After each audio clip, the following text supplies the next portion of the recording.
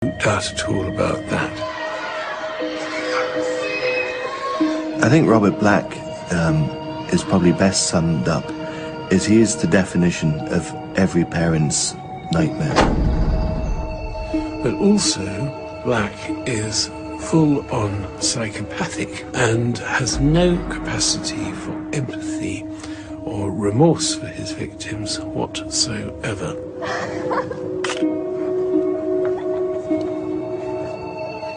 You were watching Caroline. Then what did you do? Nothing. Did my job. And once the victim is secured, they become merely a vehicle for his expression of paedophiliac desires.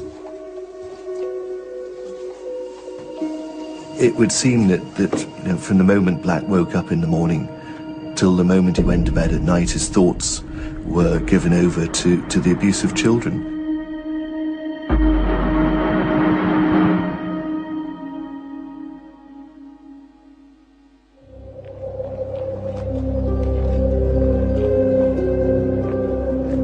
In the catalogue of crime, there is no more abhorrent in the eyes of the law and the public than the murder of a child. When you add a sexual motive, police will leave no stone unturned in the search for the killer. But one such paedophiliac murderer remained at large for many years.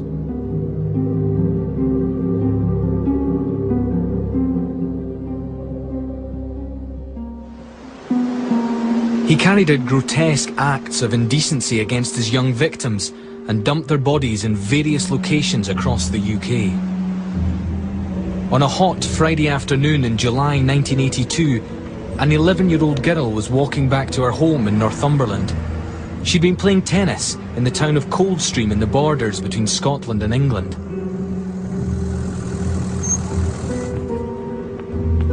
But young Susan Maxwell never made it home. She fell prey to Robert Black.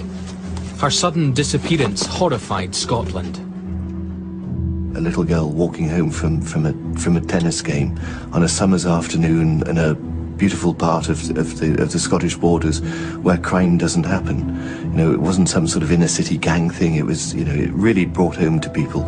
It was the sort of destruction of innocence of really that part of Scotland.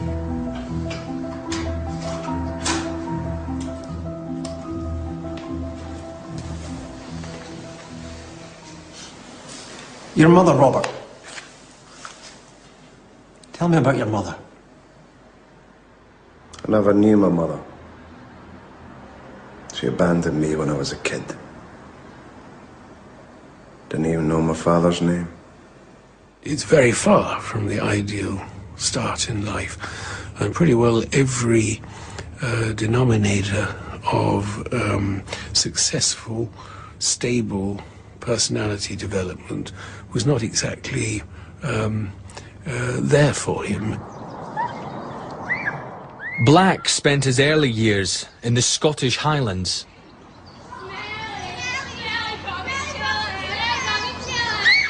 He was fostered by a couple called Jack and Margaret Tulip. What about Margaret, your foster mother? Did she tell you anything? She died when I was 11. Then there was no one. I got sent to home. When Margaret died, they sent me away. I lost my confidence, retreated into myself, lost my friends, lost my home.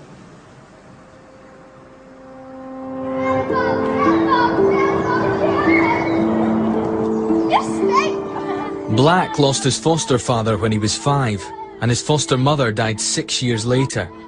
Unhappy at school, he was often aggressive towards other children, who called him names and shunned him. Known as Smelly Bobby Tulip in the local community, the young Robert Black had very few friends.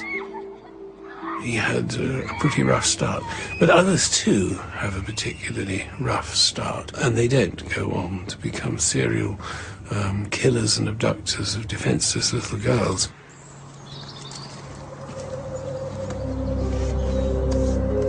People who begin to bring their fantasy world into reality very often do it gradually, and then it becomes a pattern of behaviour that they keep repeating and that they escalate in.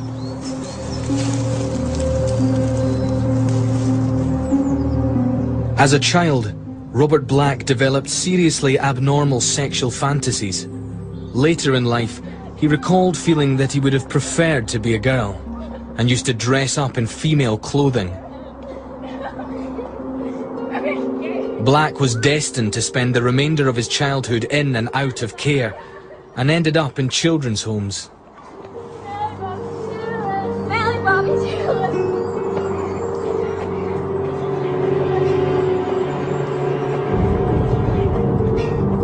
In the early 1960s, it was decided that Black should be placed in the more disciplined and all-male environment of a boys' home. A string of offences followed, including the attempted rape of a girl. A pattern was set. The etiology of psychopathy is really very little known. We do know that they share a lot of interesting characteristics. They're almost always from broken homes. They have almost always shown a conduct disorder in their teens, as it's called. After your stepmother, Mrs. Chillip, after she died, you were sent away to Musselburgh. To her home. That's when they interfered with me. Couldn't leave. Couldn't tell anyone. There's nowhere to go. I was recommended. What do you mean? When a boy left the home, a boy that was being interfered with, you had to find a replacement.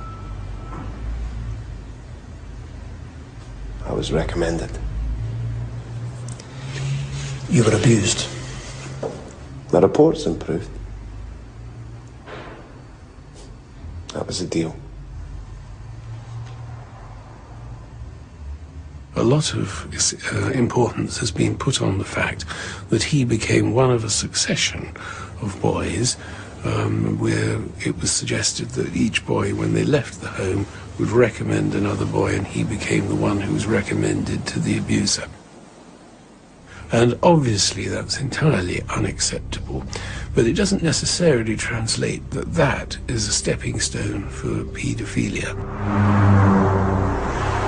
Black eventually secured a job as a delivery driver and accommodation in a hostel in a town near Glasgow. He later admitted to molesting a number of girls during this phase of his life. Did you ever have a girlfriend? Yeah, I had a girlfriend. We split up. When we split, I had to move away for work. How did that make you feel? Felt rejected.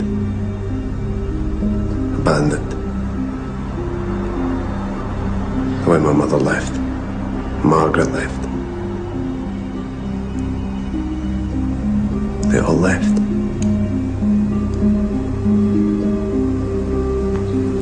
I thought I'll never pull. Not now. I'm no looker. They used to call me names.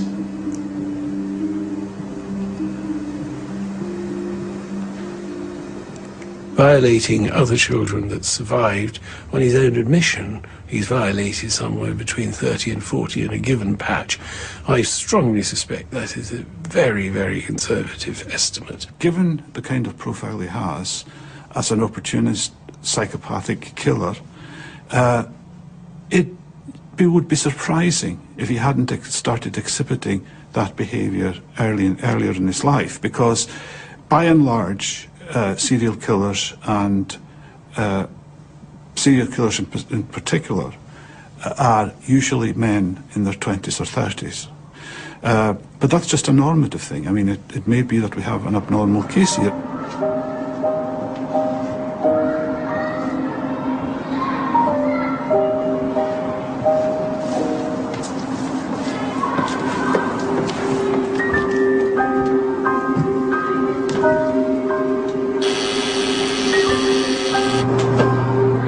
The attempted rape of the 7-year-old resulted in Black being admonished, but not charged. Eventually, he left Scotland and moved to London. He obtained low-paid work as a van driver for a poster delivery company. Black stayed in cheap accommodation and gave away little of himself. That would, if you like, be part of the modus operandi. It is not unusual for people like him, psychopathic serial killers, to be drifters.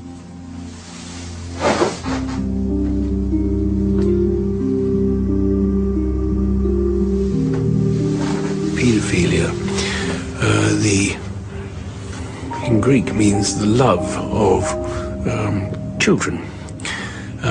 But in modern day parlance has come to mean the inappropriate sexual love of children by an adult. Hello, love. Okay then? I'll take it. Beg your pardon? I'll take the room. And it can be attraction to children of both genders. It can be attraction to children of one gender, same gender, other gender. And it can be attraction to prepubescent children right down to the level of babies, right up to the level of post-pubescents prior to legal age of consent.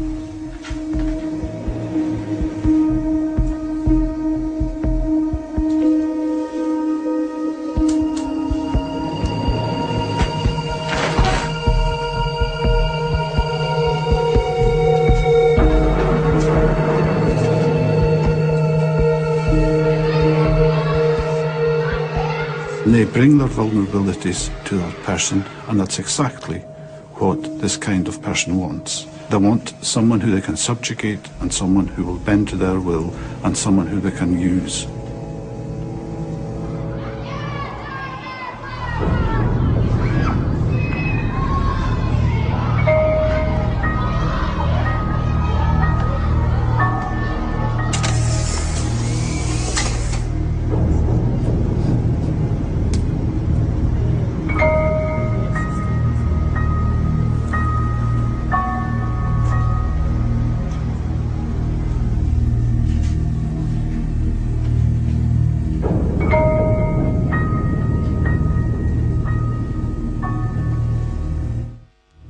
When 11-year-old Susan Maxwell went missing in 1982, it was in highly unlikely circumstances. Susan was a farmer's daughter from the small village of Cornhill on Tweed in the Scottish borders. Susan's a great optimist, and I would like to think that I would be optimistic as well. Every morning I feel this is going to be the day. We're going to get that phone call today to say she's going to be all right and come and get her. A massive police hunt for Susan was carried out. Susan had been walking home in broad daylight and in a well-populated area. 2 weeks later, she still had not been found.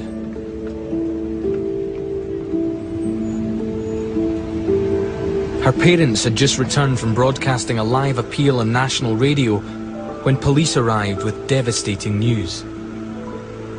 A child's body had been found, and they were 99% certain that it was Susie.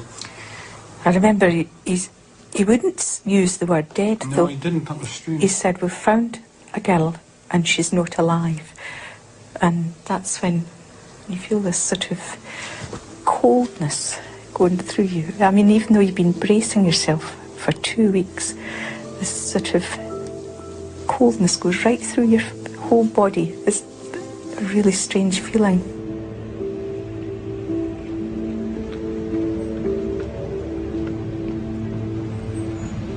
The hit has to get bigger. It is like an addiction in that sense. And that's one way you could read it, that he was needing to get bigger hits. Susan's killer lived in a sordid, solitary world of depravity. Black had few friends and divided his time between his work and his fixation with little girls. I think if you met him in the street, you'd think that he was perhaps rather an unpleasant person. Certainly, I don't think bodily hygiene came very high up in his list of priorities.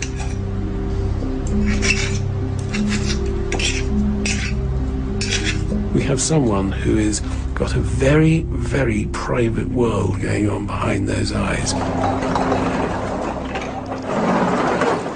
Almost exactly a year after Susan's murder, a 5-year-old girl went missing from a fun fair in Portobello on the outskirts of Edinburgh. Caroline Hogg was a popular and trusting little girl. Given her very young age, the alarm was raised immediately when she did not come home. He is an impulse killer. He finds himself in the right circumstances or the wrong circumstances, and he commits the crimes. 8th of July, 1983. Does that date mean anything to you? Not particularly. It's the day Caroline Hogg disappeared. Caroline's parents, like Susan's, were thrust into the public eye. The police were really very helpful to the media. They had to be, because they had so little to go on.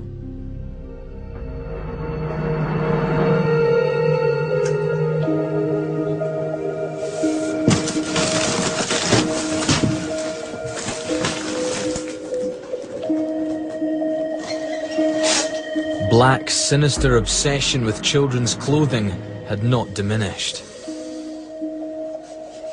And of course, the way that fantasy works in all this is that we all fantasize. That's what makes us human. That's what divides us in some ways from other animals, that we have such a facility to imagine.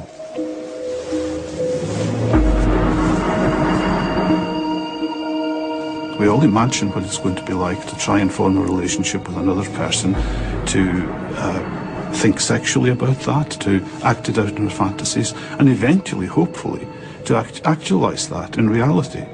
Now, while that's legitimate and normal, that's fine. The problem with a psychopath is that he does not have the conscience, the feelings, the social checks that we all have.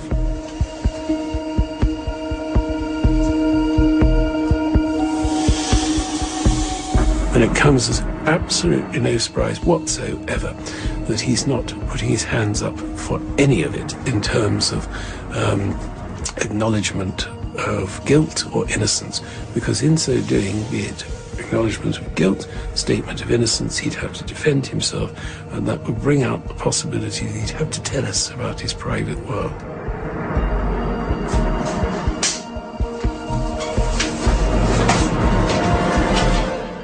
Well, we came here today hoping that if somebody does see it, that they'll just bring her back, whoever has her. Or if anybody knows anything at all, just to let the police know. But 10 days after she went missing, Caroline's body was found. Very easy for a grown man to push about a 5-year-old, a 10-year-old, a 15-year-old girl. As a consequence, they are perfect targets. The pattern very often with people like him is not to conceal, but it was quite clearly part of his modus operandi. Caroline's body was not concealed. She was found in Leicestershire, many miles from her Portobello home. Clearly, she had been driven south from Scotland. The 5-year-old's tiny body had simply been dumped in a ditch by the man who had abducted, sexually assaulted, and murdered her. In order to understand why he made no attempt to dispose of the body or conceal the body more accurately, you have to understand that they were by that stage nothing more than a vehicle. Black continued to live a seemingly mundane life, making ends meet as a driver and living in cheap bedsits in London. Later, it was revealed that several acquaintances had stopped seeing him because his behaviour around their children left them very uncomfortable. But he was never reported to the police. Sleep well? Like a baby. Good. That's what I like to hear. Sorry, is she disturbing you? Fresh orange? Bridget, why don't you go and do that in your room, love?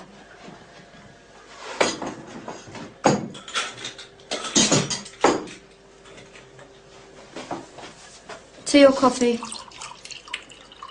Tea, please.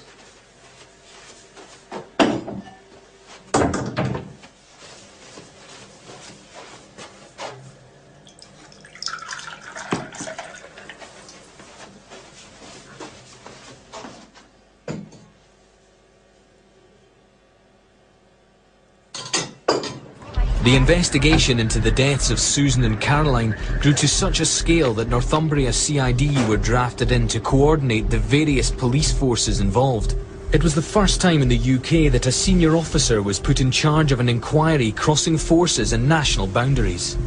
There are similarities between the two deaths, which tend to lead some people to think that the same person's responsible.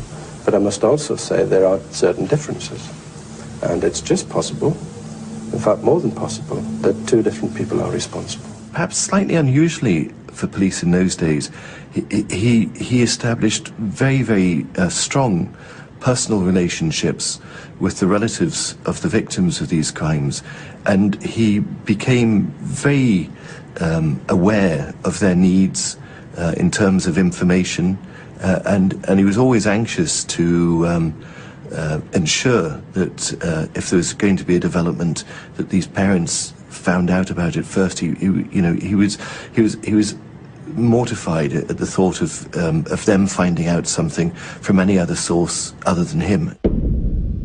A police photo fit of a man seen with Caroline Hogg at the fairground near Edinburgh resembled Robert Black very much as he looked at the time of her disappearance. But despite widespread circulation, it failed to lead police anywhere near him. There's a swimming pool in Portobello. You used to go there to watch the children. To watch one child in particular that day. You were watching Caroline. Then what did you do? Nothing. Did my job.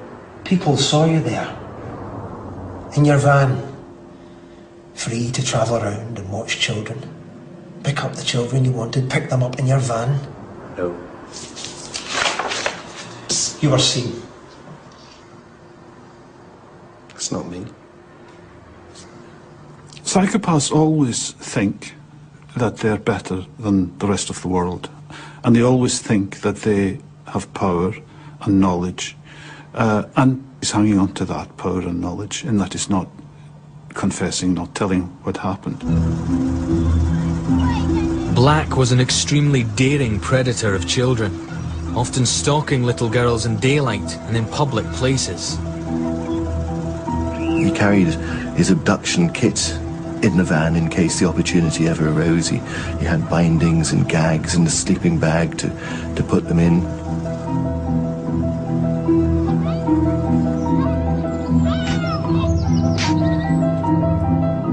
He is an impulse killer. He hasn't planned carefully for these killings. They happen. They're due to the circumstances, and he's an opportunist. He structured his day so as he went around the country delivering posters, he would make sure that he would go to the areas where he was likely to see children playing.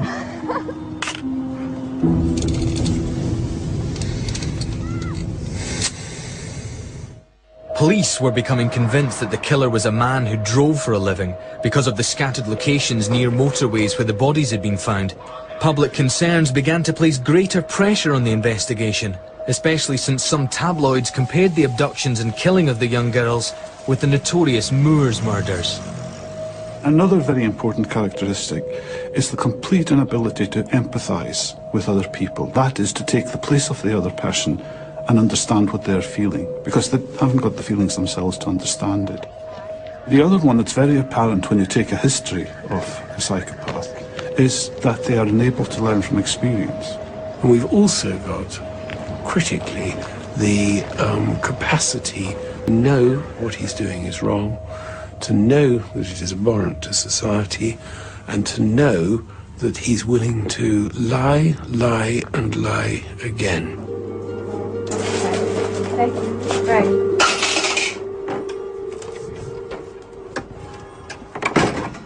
Tragically, police were unable to prevent Black striking again in March 1986.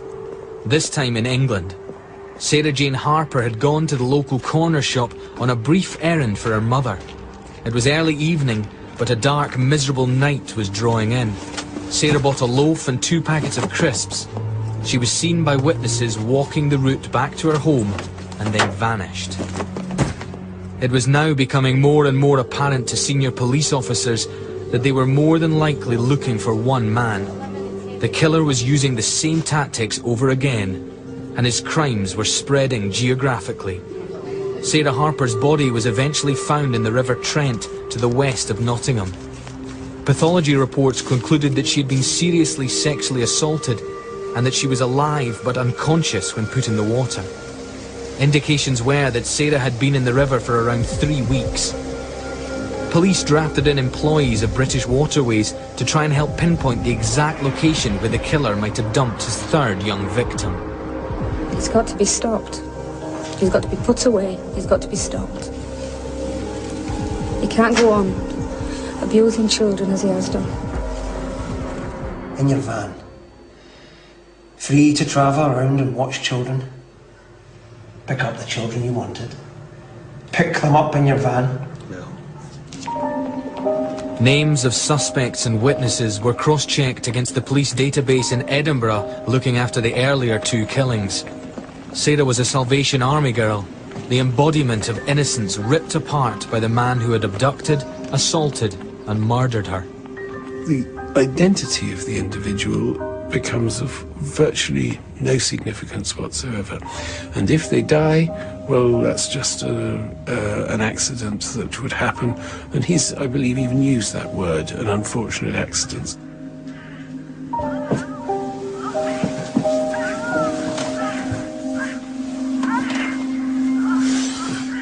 I think there was a kind of a 2-pronged approach to it, the public and the private. And I think publicly, the police are always terrified to create a monster.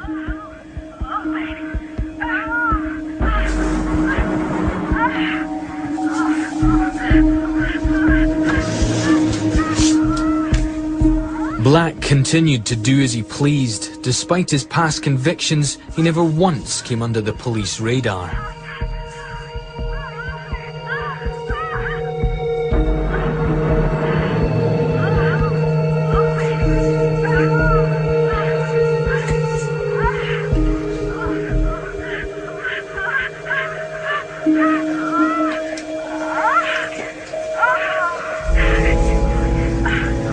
With a proven willingness to lie and a proven willingness to show no remorse whatsoever and no concern for the victim during the attack or the consequences for the victim, then that is an extremely dangerous thing, and mercifully that combination is rare. Quite remarkable case that was based not on sort of great detective work per se, but on absolutely slogging away through thousands and thousands and thousands of company records. The company that Black worked for had kept very detailed accounts of all the deliveries that all their drivers had made, all the petrol sales that the drivers had made, and they were able to put Black in areas of the abductions and the dumping of the bodies by meticulously piecing together all these things. Computers remained basic, and the killer's strength was that he was always on the move. Then, a technological breakthrough had a major impact on the case. The Home Office Large Major Inquiry System, HOMES as it came to be known. HOMES was introduced into the British Police Service after the debacle of the Yorkshire Ripper inquiry, and the fact that Sutcliffe had appeared in the inquiry in Yorkshire on more than one occasion, and there'd been nothing in place to identify that fact and heighten the suspicion with which the police should have regarded him. Peter Sutcliffe had been interviewed 9 times before he was finally convicted in 1981 of the murder of 13 women. With only paper and no system of cross-reference, he was freed without charge each time. Holmes was developed as a result. Like Sutcliffe, Black was not in fact on any system. And they don't like to say at too early in a stage that there's one person in all likelihood responsible for all 3 abductions. But I think privately, because the cases were so strikingly similar, they probably knew from the moment that Caroline Hogg was abducted from Portobello that in all likelihood they will be looking for just one person.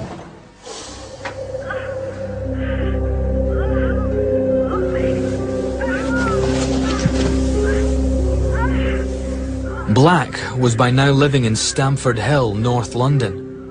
When his home was searched following his eventual arrest, police were to discover a mass of hardcore pornographic film and photography depicting children that appalled them. Way before the internet became a part of everyday life, Robert Black was going to whatever lengths he needed to acquire the worst kind of child pornography imaginable.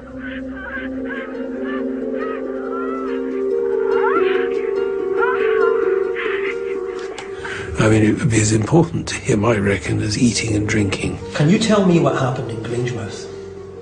I stayed in a boarding house. You were accused of molesting your landlord's 9-year-old granddaughter. It wasn't like that. She got something from it too. There were items of clothing, children's clothing, found inside your van. It made me feel close to them. I liked the swimsuit. To touch the cloth. Wear it next to me. And the photographs of children? I just take pictures of them. Watch them. Playing. Swimming. With their families. Robert, if you had a child, if you were a child's father, and you saw someone taking photographs of your little girl, what would you do? Go to the police. Get help. Get it all sorted out.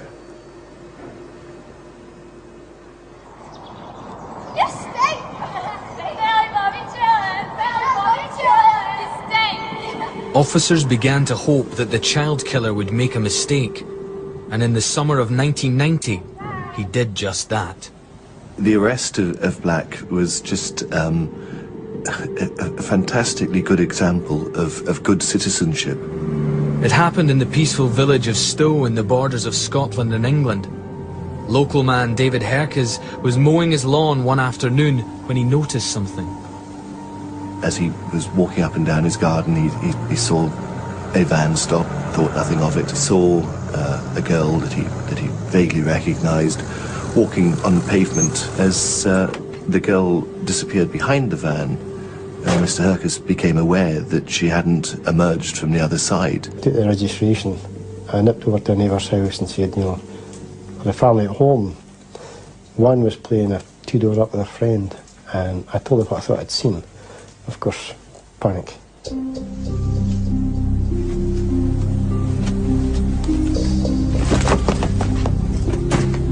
Ran into his house and phoned the police. And Black had driven out of the village at high speed in the van, and he realised he was going the wrong way, so he turned round in a lay-by and came back down the A7 through the village, obviously rather hoping that no one would have been aware of what he'd just done only minutes beforehand. And of course quite the reverse was true. The street was alive with people by this stage. His van came through, the policeman stopped the van, and very quickly found the little girl in the back of the van, bound, gagged, stuffed into a sleeping bag. So she'd been covered in a cushion cover, elastoplast, tied and zipped in a sleeping bag. In this van, and it was a really warm, a really hot summer's day. The child's father was one of the first on the scene. It was a horrendous feeling. to discover that she was like that. I think I stopped momentarily from actually releasing her, just to gather my breath. And once I got her released, removed from the van, carried her home, there's just a sense of sheer relief after that. Probably, maybe only an hour from death. It was just luck. Just in the right place at the right time. If I hadn't stopped at just a lawnmower, I'd have missed the whole incident. It'd been over and done with before I realised. The first one I've known is when the child was reported missing it, well, much later in the day. The investigations into the disappearances of Susan, Caroline and Sarah Jane had still drawn a blank, but their murderer was finally caught by a sheer stroke of fate.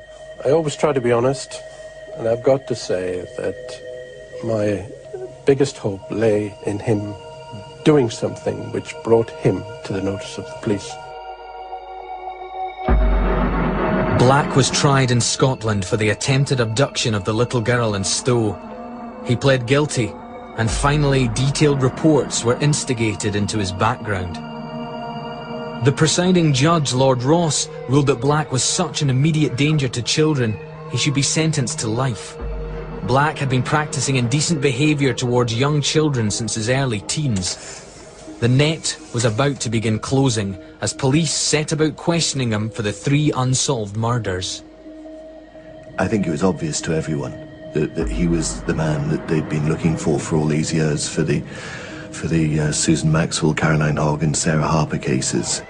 Robert Black was identified as a suspect in the 3 lined inquiries, but there was no single piece of hard evidence to tie him to the murders dating back to 1982. But it would in the end be the tiniest item that would lead to Black's convictions, not a photograph of a child. It was this evidence that police chose to focus on as they were finally permitted to interview him about the missing girls. It was August 1990. Police had built up a case that was beginning to place Black in the locations where the girls had disappeared. I want you to look at this. Do you know what it is? Petrol receipt. It's from a garage in Belford. You know the one? It's about 25 miles from the Scottish border. Can you read the date? Yes. 8th of July, 1983. Does that date mean anything to you? Not particularly. It's the day Caroline Hogg disappeared. Can you verify for me that that's your signature at the bottom? I drive all over the country. It's my job, making deliveries. You made a delivery that day. Do you remember? It's over 4 years ago. To a depot in Edinburgh. Piers Hill, to be exact. Only streets away from where Caroline Hogg lived.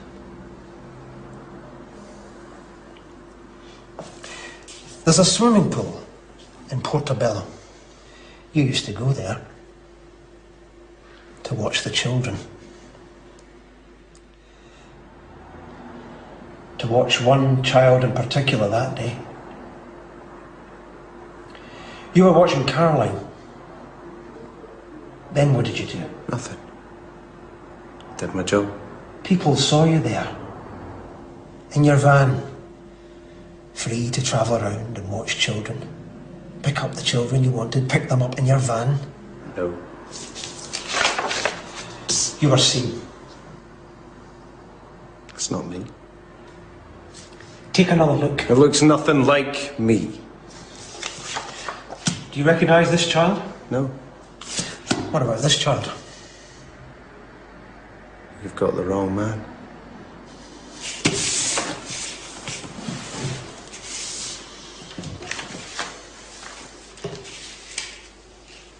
He's crossed several very serious boundaries, and then to have no capacity to acknowledge anything in terms of his involvement with any of it. 10 charges were eventually brought against Black. taking into account his various offences over many years. A deeply complicated and multi-layered case gradually built up, until eventually Black was brought to trial at Newcastle Crown Court under the laws of England and Wales. He pled not guilty to every charge. His conduct through the trial was really quite emotionless. He just sat and, you know, he was just almost like a member of the public, just sitting watching the trial unfold around him. What do you expect a child killer to look like or behave like? When the guilty verdict came in, he is reported to have looked across at the police officers and said, "Well done, boys," before he was led down. Now then, if that's true, that is pure form psychopathy. Pure form, because he'd sat there totally capable of sitting there listening to being defended in this way, in the full knowledge that he would then look over at the police officers, some 20 plus of them, and go, "Well done, boys." That is pure form psychopathic behaviour. Black was sentenced to life, with the judge's recommendation that he serve a minimum of 35 years.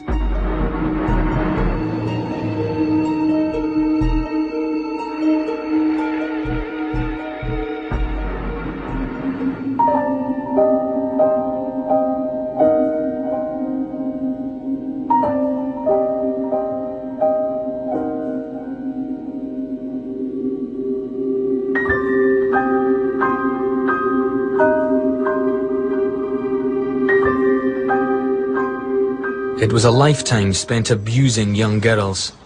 12 years had passed since the date of Black's first charge, and over 190,000 interviews had been recorded. The investigation paperwork weighed 20 tons. Why someone commits a crime like that is largely irrelevant, and it's certainly irrelevant to the families of the victims who really, I would imagine, don't care very much about what happened to Black in the past.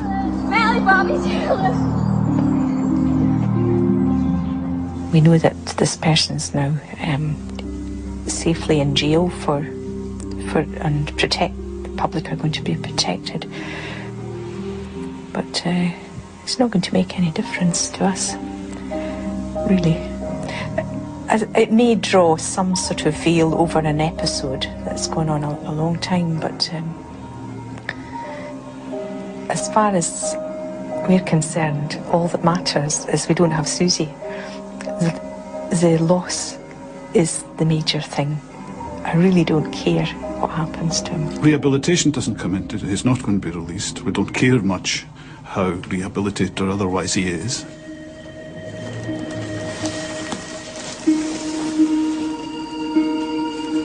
Absolutely zero you can do to change that level, that depth of paedophilia and psychopathy. It's just not an option. All one can do is to prevent him acting out on it. And you can have my view for nothing, that the only way you can do that is to keep him incarcerated.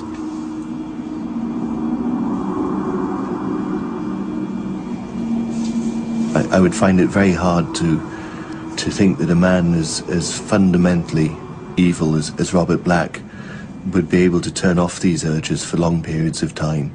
And I would imagine that he will have been responsible for far more than perhaps we'll ever know. If we're going to find the word fortunate about anything to do with Black, then he is rare. Bridget, why don't you go and do that in your room, love?